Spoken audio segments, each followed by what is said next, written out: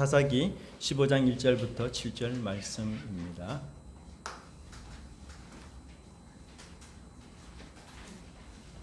사사기 15장 1절부터 7절 말씀.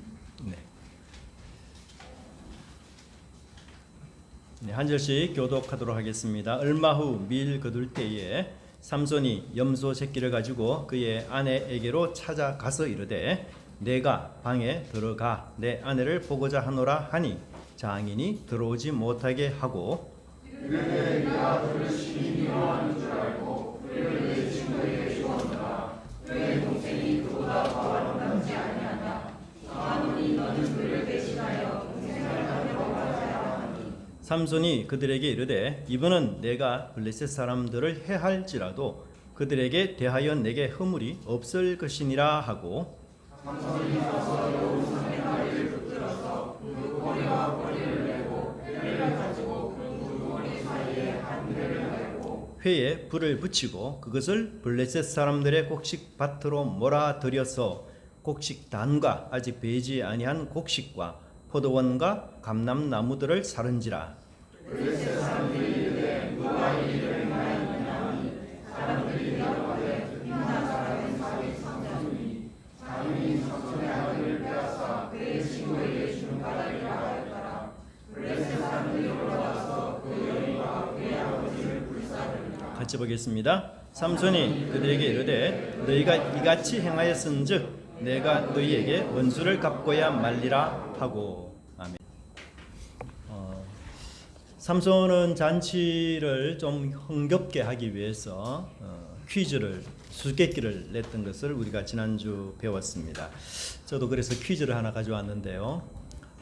다음에 퀴즈를 한번 맞춰보십시오. 1962년 탄자니아에서 3명의 여학생들이 이것을 시작했습니다. 근데 이것이 삽시간에 전교생과 인근 마을로 번져서 학교는 휴교 조치를 내렸고 또 2년 반 동안 무려 1,000여 명의 사람들에게 전염이 됐습니다. 생리만큼 불가항력적이고 학질만큼 아주 전염성이 강한 것인데요. 이것은 과연 무엇일까요? 네, 너무 어렵죠? 웃음이라고 합니다. 네. 웃을 때에는 우리 근육이 모두 231개가 웃음 관장을 하고요. 그 다음에 15개의 안면 근육이 동시에 수축을 하고 그 다음에 광대뼈 근육을 정기적 흥분 상태로 만들며 또한 숨을 헐떡이게 하고 눈물샘을 자극하기도 한다고 합니다. 공공장소에서 몰래 녹음한 1200건의 웃음 샘플을 분석해 본 결과 유머 때문에 웃는 것은 결국 10% 정도, 20%밖에 되지 않고요. 대부분의 웃음은 만나서 반갑습니다. 이런 웃음으로 웃었다고 합니다. 우리도 한번 해볼까요? 만나서 반갑습니다. 만나서 반갑습니다. 잘 오셨습니다. 네, 잘 오셨습니다. 네. 로버트 프로바인 박사는요, 웃음은 꼭 농담에 대한 반응이라기보다는 인간관계를 돈독하게 해주는 사회적 신호다, 이렇게 말하고요. 근데 놀라운 것은 웃음이 주는 효과입니다. 코미디모를 보고 난 사람들의 혈액 검사 결과 병균을 막는 항체가 200배 증가하고요. 질병에 대한 면역력 또 스트레스를 이기는 힘 역시 200배 증가했다고 합니다. 그래서 이 노만 카슨스 박사님이 재밌는 얘기를 했는데요. 웃음은 인류의 방탄조끼다. 그렇게 이야기를 했습니다. 근데 우리가요, 그 6살 정도 때에서는 하루에 한 300번 정도를 웃지만요. 어른이 되고 난 뒤부터는 하루에 17번밖에 웃지 않는다고 합니다. 그래서 웃음이 굉장히 부족하다라는 것을 알 수가 있고, 그래서 웃음 1일 권장량이 있습니다. 한 번 웃을 때 10초 이상, 아주 큰 소리로, 그 다음에 하루에 10번 이상, 아주 큰 소리로, 이렇게 웃었을 때에 여러분 200배 이상의 면역력이 증가하는 그런 일이 있으리라 그렇게 생각합니다. 마지막으로 기뻐서 웃는 것이 아니라 웃으면서 기뻐지고 행복해지는 것이다라고 윌리엄 제임스 박사가 이야기를 했습니다. 자, 이렇게 우리가 잔치나 혹은 이런 같은 모임 잔치에서 이렇게 수수께끼를 풀고 퀴즈를 내는 것은 아주 좋은 그런 시도라 말씀할 수 있겠죠. 삼손의 수수께끼가 뭐였습니까? 그것은 바로 먹는 자에게서 먹는 것이 나오고 강한 자에게서 단 것이 나왔다라는 말이죠. 그렇다면 여러분, 먹는 자는 뭘 뜻할까요? 사자를 뜻합니다. 사자는 굉장히 강력한 맹수이죠. 근데 먹는 자에게서 먹는 것이 나왔다라는 말은 뭘 뜻합니까? 꿀을 뜻합니다. 사자의 시신에서 인간이 먹을 수 있는 꿀이 나온 거죠. 그 다음에 두 번째 문단에서 강한 자는 누구죠? 역시 사자입니다. 단 것은 뭐죠? 또한 꿀이 나왔어요. 그래서 이 수수께끼의 정답은 뭐죠? 사자와 꿀입니다. 근데 그것은 사실 이면적인 그런 답이에요. 더 중요한 답은 따로 뒤에 나옵니다. 이것은 삼손의 경험 속에서 나온 수수께끼이기 때문에 정말 다른 사람은 도저히 풀 수가 없어요. 그래서 이 삼손이 이 수수께끼를 제안하자 블레셋 사람들이 아내를 협박하기 시작합니다. 삼손을 결국 이 아내의 눈물 협박 때문에 사실은 비밀을 말해주고 맙니다. 아내는 눈물로 호소하면서 남편이 자신을 사랑하지 않는다. 여자의 무기는 뭐죠? 눈물이라고 하죠. 그래서 아마도 삼손은 이 눈물의 강요를 당하고 그만 여인에게, 자기 아내에게 비밀을 다 이야기를 했습니다. 사랑한다면 답을 알아주고 비밀을 알려줘야 하지 않는가? 이 여인의 아내의 끈질긴 강요에 삼손은 마침내 손을 들고 말았던 것입니다. 근데 여러분, 이 강요는 과거 삼손이 부모에게 결혼시켜 달라고 했던 강요와 묘하게 연결이 됩니다. 삼손은 한때 부모를 강요해서 결혼을 하고자 했던 것이죠. 그런데 이제는 반대로 삼손이 아내에게 강요를 당해서 비밀을 누설하는 이런 부메랑 효과가 있게 되어버렸습니다. 아마도 삼손은 늘 강요하는 사람, 늘 이기는 사람, 늘 자신의 욕구대로 살아가는 사람이었을 것입니다. 하지만 그도 결국은 아내에게 강요에는 힘을 전혀 쓰지 못하는 그런 사람이 되고 만 것이었어요. 부모를 향한 삼손의 강요가 부메랑이 되어서 삼손 자신에게 되돌아올지는 꿈에도 생각지 못했을 것입니다. 우리 사회를 보십시오. 강자와 약자가 있고 갑과 을의 관계가 있습니다. 이런 관계 속에서 강요를 당하기도 하고 또는 강요하기도 합니다. 하지만 여러분, 인생은 부메랑의 연속입니다. 내가 남에게 해를 끼치면 그만큼 되돌아오도록 하나님 하시죠. 왜냐하면 하나님은 공평과 정의의 하나님으로서 이 세상을 통치하시기 때문입니다. 여러분, 이번 주간 어떻게 사셨습니까? 베풀고 섬기는 자의 자세로 사셨습니까? 아마도 하나님께서 친히 은혜를 베풀어 주실 것입니다. 베드로전서 3장 9절은 악을 악으로 욕을 욕으로 갚지 말고 도리어 복을 빌라 그렇게 말하고 있습니다. 여러분, 누구나 우리는 복된 삶을 원하지 않습니까? 그렇다면 가장 악한 사람에게 여러분 힘들지만 복을 빌어 주십시오. 원수에게 어렵지만 원수를 축복해 주십시오. 그러면 그 사람에게 내가 기도한 그 복이 그 사람에게 합당하지 않으면 기도한 그 복이 누구에게로 돌아갈까요? 나에게로 다시 돌아옵니다. 역시 이것도 부메랑 효과입니다. 우리는 부메랑 효과를 통해서 화를 받을지 아니면 부메랑 효과를 통해서 복을 받을지를 결정해야 되는 것이에요. 사자가 여러분 사자보다 그렇다면 이 사자와 꿀이라는 정답을 넘어서서 저자가 정말로 말하기 원하는 것이 도대체 뭔가를 한번 살펴보면 사자보다 더 강한 게 여러분 뭐라고 생각하세요? 사랑입니다. 그렇죠? 꿀보다 더 단 건 뭘까요? 역시 사랑입니다. 예. 그래서 삼손의 수수께끼를 통해서 우리에게 말하고자 하는 궁극적인 요점은 뭔가 하면 결국 삼손을 무너뜨린 것은 뭐예요? 세상 사랑이에요. 사랑해서는 안 될 이방 여인을 사랑했기 때문에 삼손이 무너지게 된 것입니다. 아내가 남편 외에 다른 사람 사랑하는 것 안 되듯이 거룩한 백성들도 하나님 외에 다른 것을 사랑해서는 안 될 것입니다. 누구나 그렇지만 하나님은 우리에게 독점적인 사랑을 원하십니다. 그리고 여러분, 이 세상에 진실된 사랑, 참된 사랑은 반드시 독점적인 사랑이에요. 그것은 나누어 가질 수 있는 사랑이 아닙니다. 아내에게 자신만 아니라 다른 남자들도 사랑하는 것을 허용하는 남편이 세상에 어디 있겠습니까? 그런데 여러분, 사랑이 가지고 있는 약점이 있어요. 사랑하면 이상하게 맹인이 됩니다. 사랑은 빠져들고 사랑하게 되면 분별력을 상실하게 되고, 그래서 눈에 뭐가 씌었다? 콩깍지가 씌었다, 이런 말을 하죠. 사랑하면 지혜와 분별력이 사라져요. 그래서 사랑에는 안정된 사랑을 하기 위해서는 반드시 지혜와 총명이라는, 분별이라는 안경을 써야 합니다. 사랑은 혼자서는 분별력을 잃어버려요. 그러나 사랑이 총명을 친구로 삼을 때에는 건전한 사랑, 진실된 사랑, 참된 사랑을 할 수 있게 되는 것입니다. 안타까운 것은 오늘날 우리 많은 사회의 범죄들 보십시오. 사건들을 보십시오. 다 사랑이라는 이름으로 이루어지고 있습니다. 자기 사랑, 돈 사랑, 쾌락 사랑. 사도 바울은 이미 그 사실을 알고 우리에게 말세에 어떤 현상이 일어나는지를 이야기합니다. 디모데후서 3장 1절에 말세에 고통하는 때가 이른다. 스트레스를 받는 때가 이른다. 오늘날 우리 세상에 사는 대부분의 많은 사람들이 어떤 질병이 많을까요? 스트레스성 질병이 너무 많습니다. 고통하는데 왜요? 사랑이 없어 고통합니까? 아니에요. 사랑이 너무 많아요, 세상에.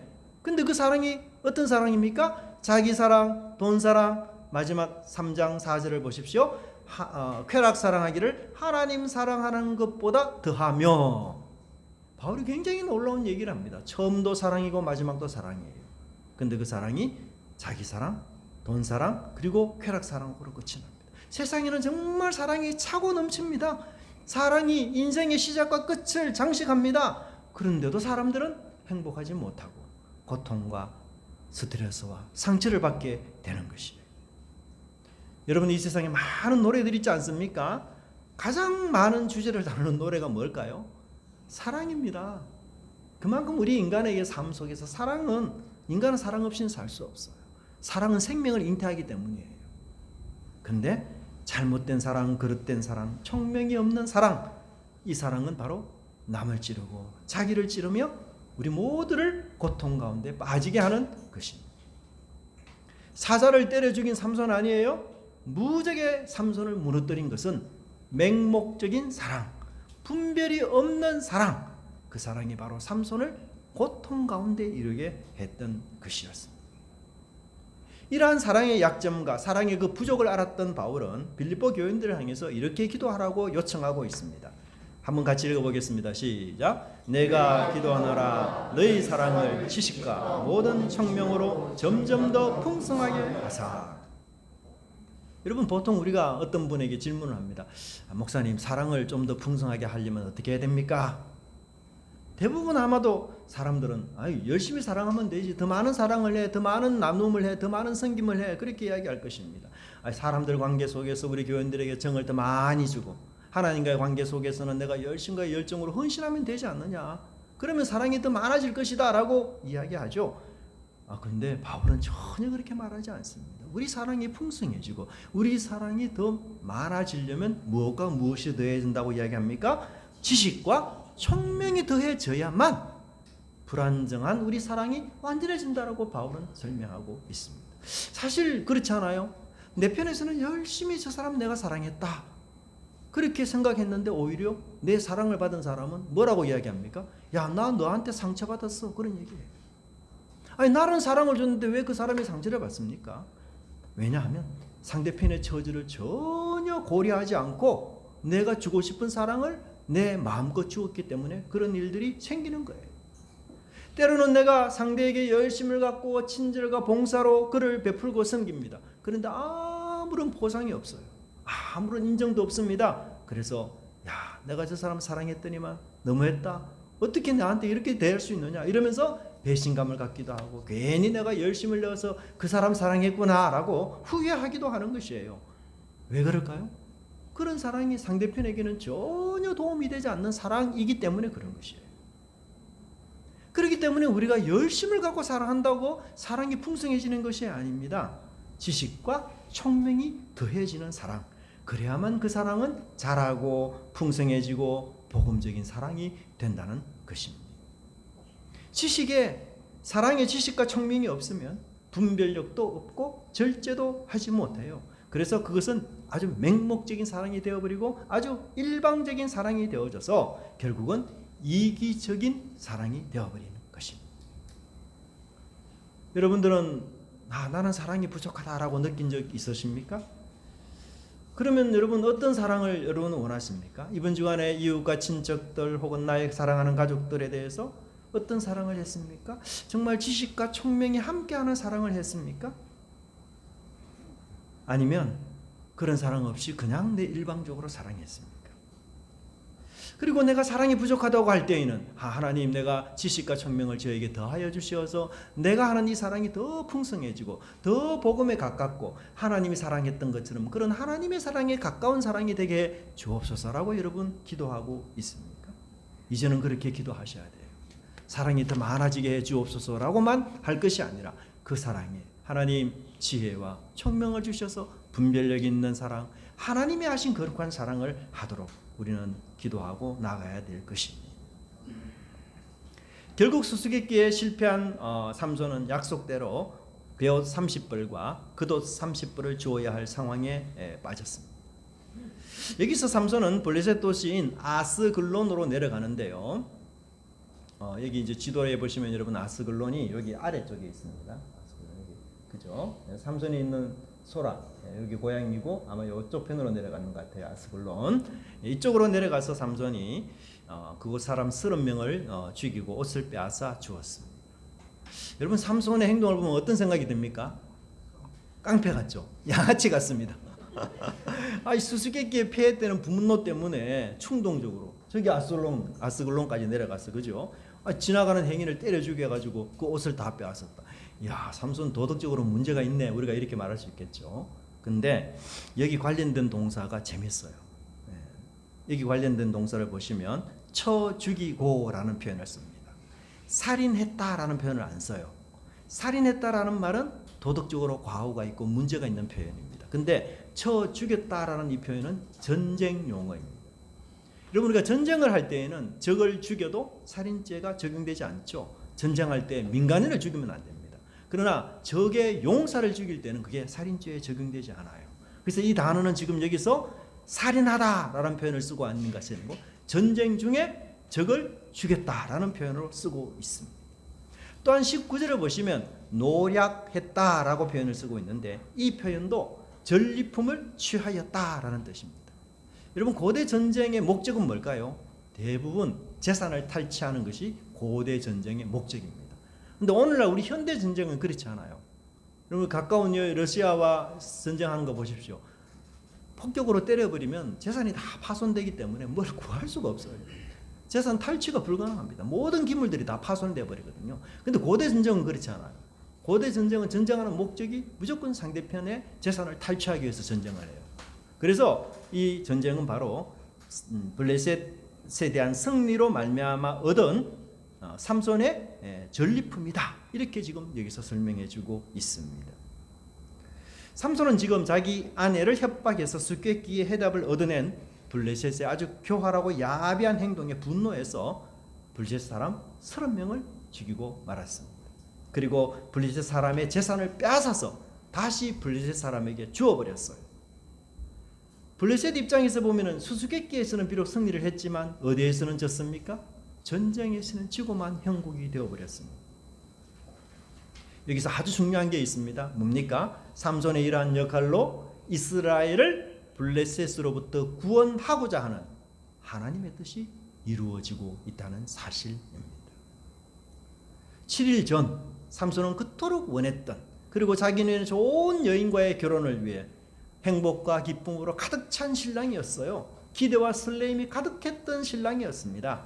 하지만 하나님의 사명을 망각한 나실인 삼손에게 행복과 기쁨은 그렇게 오래가지 못했습니다. 그는 생애 처음 하는 그 결혼은 이제 수포로 돌아가고 말았고 그 첫사랑은 더 이상 맺어지지 않게 되어버렸습니다. 오히려 그 대신 사랑 대신 그의 가슴은 배신과 상처로 얼룩져 있었고 분노와 한이 그의 마음을 가득 채웠습니다. 삼손은 결혼식장을 떠나고 말았습니다. 그리고 낙동강 오리알이 된 삼손의 신부는 다른 친구에게 주고 말았습니다. 7일 전과 7일 후가 얼마나 대조적인 이런 일들이 생기게 되었습니까? 그 후 삼손은 다시 신부를 찾아갑니다. 사사기 15장 1절을 보시면 밀 거둘 때라고 말하고 있습니다. 결혼식은 여러분 보통 언제 합니까? 우리나라도 그렇지만 보통 가을에 많이 해요. 그죠? 그런데 밀 거둘 때라는 것은 가을에서 한 6개월이 지난 시점을 뜻하고 있습니다. 그래서 삼손이 6개월 동안 분을 삭힌 것 같아요. 그리고는 다시 아내와 화해하기 위해서 염소 새끼 한 마리를 가지고 갑니다. 우리가 왜 애인들이 서로 싸우잖아요. 그리고 화해할 때는 뭐 합니까? 애인들이 없어서 모르시는 분들이 많은가 본데 달콤한 초콜릿으로 서로 화해를 졌어야죠. 그죠? 다시 달콤한 사이를 우리가 만듭시다 이런 의미에서. 근데 삼손도 역시 이 염소 새끼 한 마리를 가지고 갔어요. 근데 문제는 뭐예요? 삼손의 아내가 이미 다른 남자의 부인으로 주어졌다는 사실입니다.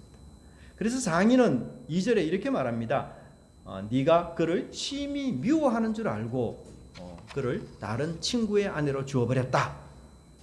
장인은 여기서 문제와 해결책을 동시에 삼손에게 제시하는데요. 문제는 뭡니까? 아내가 다른 남자의 부인이 되었다는 사실이고 해결책은 뭐예요? 그 아내보다 훨씬 더 예쁜 여동생이 있으니까 그와 결혼하라 이야기합니다. 여기서 삼손이 또 열을 받습니다. 삼손과 여러분 관련된 이 인물들을 보면 굉장히 다혈질적이에요. 앞뒤 안 가립니다. 잘 참지 못해요. 인내하는 사람이 잘 없어요. 장인도 여러분 삼손이 화가 나서 돌아가 버리니까 어떻게 해요? 자기 딸을 그냥 다른 친구에게 줘버립니다. 그리고 6개월 후에 삼손이 장인 집에 왔습니다.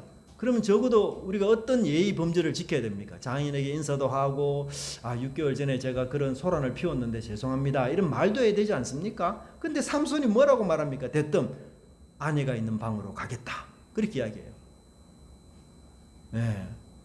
그런 절차를 삼손이 모조리 다 생략하고 아내와 함께 사랑을 나누겠다는 거예요. 그래서 장인이 그 방으로 가지 말라고 말리고 있는 것이에요. 그리고 여러분 장인이나 이 삼손이 하는 핑계와 변명을 들어보면 정말 이기주의자라는 것을 우리가 알 수가 있습니다. 2절에 장인은 삼손이 아내를 미워하는 줄 알았다라고 말하지만 팩트는 그렇지 않습니다. 아내의 눈물 어린 강요도 있었고 블레셋 사람의 음모와 협박도 그 속에 있었던 것이에요. 그런데도 그 책임을 모두 삼손에게 돌리고 있습니다. 또 그 말을 들은 삼손은 어떻게 반응합니까? 삼손이 그들에게 말하되 이번에는 내가 블레셋 사람을 해할지라도 그렇게 말하고 있습니다. 아니 아내를 잃어버린 이유가 장인 때문 아닙니까? 그런데 왜 삼손은 블레셋 사람에게 책임질 일이라고 이야기합니까?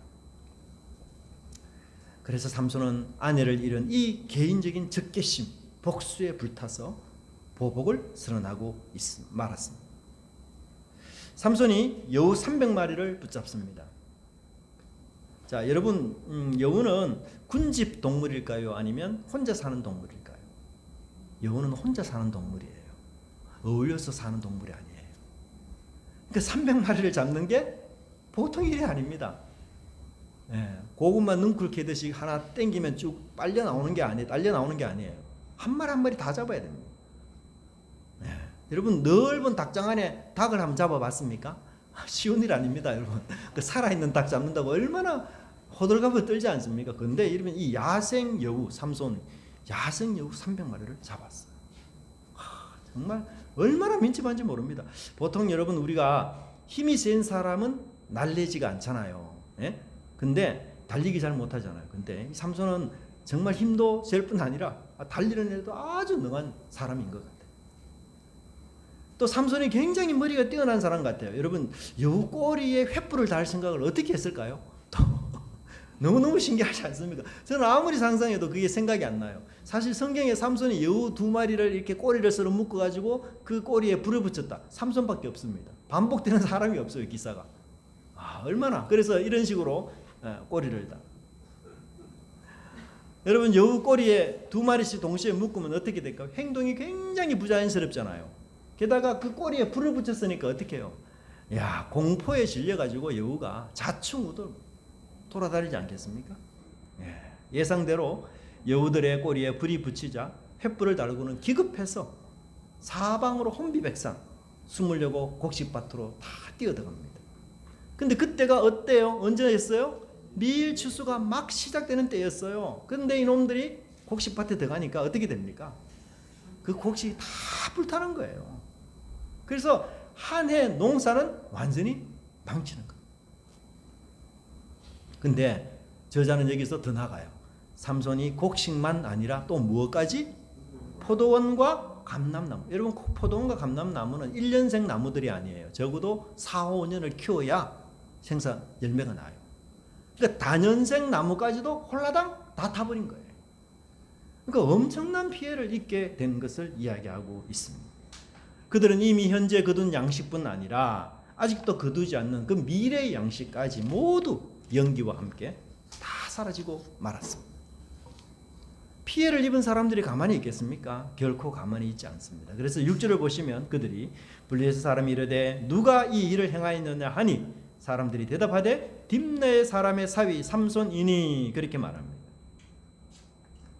근데 블레셋 사람들은 삼손의 장인의 집에 와서 삼손의 아내와 장인을 불태워 버립니다. 이상하죠? 화재의 원인자는 누굽니까? 삼손이에요. 방화범은 삼손입니다. 분명히 그들이 알았어요. 그런데도 그들은 삼손과 싸우지 않고 누구의 집을 공격합니까? 삼손의 장인의 집을 공격합니다. 그 이유가 뭐죠? 바로 약자를 공격하는 삼손의 블레셋의 비겁함 때문입니다. 그들은 약자에게는 강제로 군림하지만 강자에게는 약자처럼 엎드리는 그런 존재들이었습니다. 여우 300마리를 혼자 잡는 이 삼손. 그래서 블레셋 사람들은 삼손에 대해서 너무 두려움이 있었습니다. 그래서 삼손을 아예 건들질 생각도 못하고 대신에 원인을 제공한 사람, 만만한 사람, 해쳐도 반항하지 못하는 약자를 그들이 공격의 대상으로 삼았던 것이었습니다. 지난 6개월 한번 돌이켜 보십시오. 삼손의 결혼으로부터 시작된 이 작은 틈이 이제는 수습이 아예 불가능할 정도의 큰 싸움이 되고 말았습니다. 삼손은 처음에 결혼해서 나는 블레셋 사람과 같은 사람으로 살고 싶은, 블레셋 사람과 동화되고 싶은 욕심으로 결혼을 하고자 했지만 그 작은 틈이 결국은 이제는 블레셋 사람과 철천지 원수가 되는 그런 일들이 벌어지게 되어버렸습니다. 블레셋과 삼손 사이에는 이제는 전쟁이 일어났어요. 돌이킬 수 없는 강을 건너게 됐습니다. 다시는 화합하거나 하나 될 수 없어요. 그런데 여기서 삼손은 아내와 헤어져 있는 6개월 동안 전혀 변화가 없었습니다. 그는 내가 결혼이 왜 이렇게 어긋났는지, 왜 실패했는지 전혀 생각하지 않습니다. 신앙적인 반성이나 점검이 전혀 없습니다. 인생의 실패의 고통은 우리가 내가 지금 가고 있는 이 길이 바른 길인지 아니면 다르게 가야 되는지를 되돌아보게 하는 역할을 사실 해요. 실패는 여러분 누구나 할 수 있고 예상하지 못한 고난도 누구나 당할 수 있습니다. 하지만 더 중요한 것은 그 실패와 고통으로부터 교훈을 얻어야 하는 것이에요. 이런 점에서 실패와 고통은 배움의 학교라고 말할 수가 있습니다. 또한 인간은 실패와 고난 속에 있을 때 인간은 진지해집니다. 인생이 결코 가볍지 않다는 것을 알게 됩니다. 당연한 것들이 실패와 고통 속에서는 더 이상 당연한 것이 아니구나라는 사실을 깨닫게 돼요. 그리고 우리는 실패와 고난을 닥치게 되면 수많은 질문을 던지게 되어 있습니다. 욥이 자신의 인생 속에서 일어나는 그 알 수 없는 끔찍한 고통 앞에서 수많은 질문을 하나님께 던지지 않습니까? 모든 당연한 것들을 다 다시 회고하면서 질문하는 일, 그건 바로 고통 속에서만 나올 수 있는 굉장히 중요한 보물이에요. 하지만 삼손은 이런 고통 속에서도 아무런 질문이 없습니다. 자신에 대해서, 자기가 지금 사랑하고 있는 것에 대해서, 하나님에 대해서, 자기 동족에 대해서 하나의 질문도 하지 않고 있습니다. 나시린의 삶이 무엇이며 내가 받은 소명이 무엇인지를 전혀 진지하게 생각지 않습니다. 그는 단지 시간이 지나면 해결이 돼. 시간이 만사 형통의 복이야. 시간이 지나면 회복이 되고 다 해결될 거야. 이렇게 생각했지만 결코 그렇지 않는 것도 있습니다. 삼손에게는 시간이 지날수록 고통도 악화되었던 것이었습니다. 상황은 더욱 나빠졌습니다. 끝내는 돌아올 수 없는 강을 삼손이 건너고 만 것입니다. 여러분, 삼손은 정말 위대한 능력을 가진 사람 아닙니까? 너무너무 부러운 사람이에요. 남들이 정말 부러워할 만한 탁월한 재능을 가진 사람입니다. 정말 천부적인 능력자입니다. 신기에 있는 사람처럼 그렇게 탁월한 인물의 능력의 사람이에요. 하지만 그의 삶은 행복하지 않습니다. 고통이 그를 괴롭게 했습니다. 그의 삶에 승리는 없습니다. 실패로 그는 좌절했습니다. 분노의 한을 품고 복수의 칼을 휘두르는 정말 가엾고 불쌍한 인생이 되고 말았습니다. 보복과 복수에 자기 인생을 소비하고 낭비하는 어리석은 사람이 되고 만 것이에요. 그 이유는 뭐예요? 간단합니다. 나실인의 삶을 거부하고 자기가 걸어가야 될 소명의 길을 잃어버렸기 때문인 것입니다. 사랑하는 우리 은혜가 넘치는 교회 성도 여러분, 나실인의 삶이 내 자리인 것을 기억하십시오. 내가 있어야 할 곳, 내가 서야 할 곳, 내가 머물러야 할 곳, 그것이 바로 정결과 거룩의 장소입니다. 그 하나님의 소명을 내가 떠난다면 내가 아무리 좋은 능력이 있고 내가 탁월한 재능이 있으며 부러워할 만한 권력이 내가 있다 할지라도 결코 하나님의 평안을 소유할 수 없을 것입니다. 소명을 잃어버린 자는 복수와 보복에 눈멀게 됩니다. 소명을 잃어버린 자는 자기 이익을 극대화하는 일에 몰입하게 됩니다. 여러분, 우리가 한 번뿐인 이 인생을 그런 무가치한 일에 보낼 수는 없지 않겠습니까? 저와 여러분은 나실인이라는 사실을 잊지 마시기 바랍니다.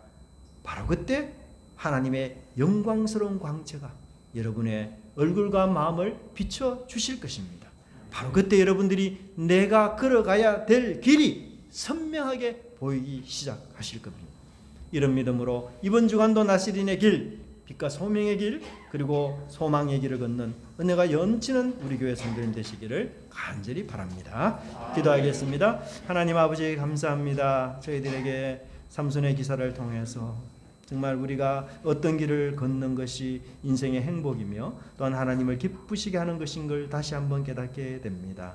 하나님 아버지, 삼손이 탁월한 능력으로 정말 너무 천부적인 재능을 가진 사람이었지만 하나님의 길을 떠나고 소명의 자리를 이탈하고 나세린의 정결과 거룩의 삶을 멀리 했을 때 하나님, 그의 마음은 분노와 슬픔과 실패로 말미암은 좌절만 가득한 것을 저희들이 보게 됩니다. 주님, 저희들이 다시 나실인의 자리로 돌아가기를 원합니다. 정결과 거룩의 장소로 다시 돌아가게 해 주시옵소서. 그리하여 불분명하고 희미하고 세상을 부러워하던 우리의 마음들이 하나님 아버지, 주님이 가신 그 길을 선명하고 분명하게 바라보고 그 길을 끝까지 다름질 않은 저희 은혜가 넘치는 교회 성도들 될 수 있도록 축복하여 주시옵소서. 감사드리고 예수님 이름으로 기도드리옵나이다. 아멘.